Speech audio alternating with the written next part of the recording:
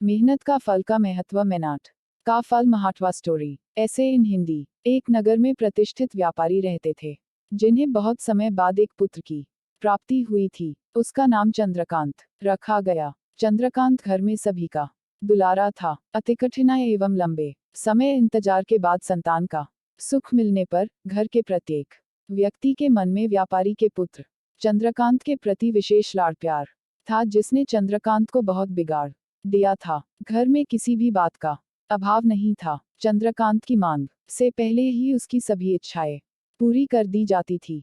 शायद इसी के कारण चंद्रकांत को ना सुनने की आदत नहीं थी और ना ही मेहनत के महत्व का आभास था। चंद्रकांत ने जीवन में कभी अभाव नहीं देखा था, इसलिए उसका नजरिया जीवन के प्रति बहुत अलग था। और वहीं व्यापारी ने कड़ी मेहनत से अपना व्यापार बनाया था। ढलती उम्र के साथ व्यापारी को अपने कारोबार के प्रति चिंता होने लगी थी। व्यापारी को चंद्रकांत के व्यवहार से प्रत्यक्ष था कि उसके पुत्र को मेहनत के फल का महत्व नहीं पता। उसे आभास हो चुका था कि उसके लाड प्यार ने चंद्रकांत को जीवन की वास्तविकता और जीवन में मेहनत के महत्व से बहुत दूर कर दिया है। गहन चिंतन के बाद व्यापारी ने निश्चय किया कि वो चंद्रकांत को मेहनत के फल का महत्व स्वयं सिखाएगा, चाहे उसके लिए उसे कठोर ही क्यों न बनना पड़े। व्यापारी ने चंद्रकांत को अपने पास बुलाया और बहुत ही तीखे स्वर में उससे बात की।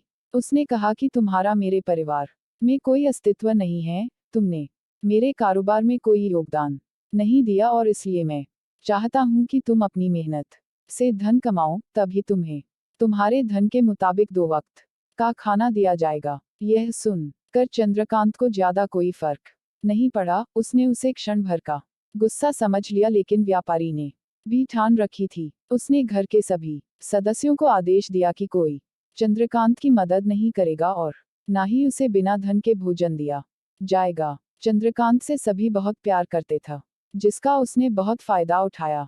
वो रोज किसी न किसी के पास जाकर धन मांग लाता और अपने पिता को दे देता, और व्यापारी उसे उन पैसों को कुएं में फेंकने का बोलता, जिसे चंद्रकांत बिना किसी अड़चन के फेंक आता और उसे रोज भोजन मिल जाता। ऐसा कई दिनों तक चलता रहा, लेकिन अब घर के लोगों को रोज रोज धन देना भारी पड़ने लगा। सभी उससे अपनी कन्नी काटने लगे, जिस कारण चंद्रकांत को मिलने वाला धन कम होने लगा और उस धन के हिसाब से उसका भोजन भी कम होने लगा। एक दिन चंद्रकांत को किसी ने धन नहीं दिया और उसे अपनी भूख को शांत करने के लिए गांव में जाकर कार्य करना पड़ा।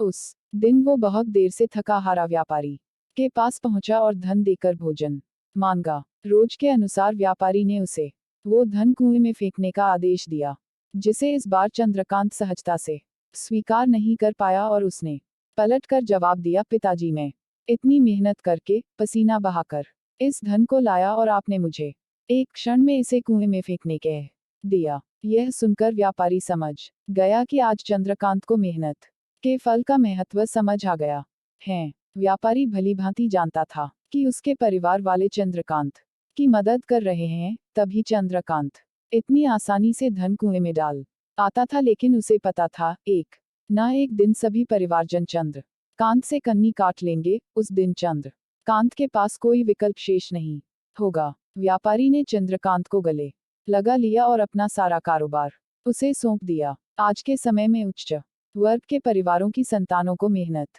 के फल का महत्व पता नहीं होता, और ऐसे में यह दायित्व उनके माता पिता का होता है कि वो अपने बच्चों को जीवन की वास्तविकता से अवगत कराए। लक्ष्मी उसी घर में आती हैं जहां उसका सम्मान होता है। मेहनत ही एक ऐसा हथियार है जो मनुष्य को किसी भी परिस्थिति से बाहर ला सकता है। व्यापारी के पास इतना धन तो था कि चंद्रकांत और उसकी आने वाली पीढ़ी बिना किसी मेहनत के जीवन आसानी से निकाल लेते, लेकिन अगर आज व्यापारी अपने पुत्र को मेहनत का महत्व नहीं बताता, तो एक न एक दिन व्यापारी की आने वाली पीढ़ी व्यापारी को कोसती। अच्छा लगा हो तो लाइक और सब्सक्राइब जरूर करें हमारे चैनल कहानियां R1 को। Thank you. धन्यवाद। R.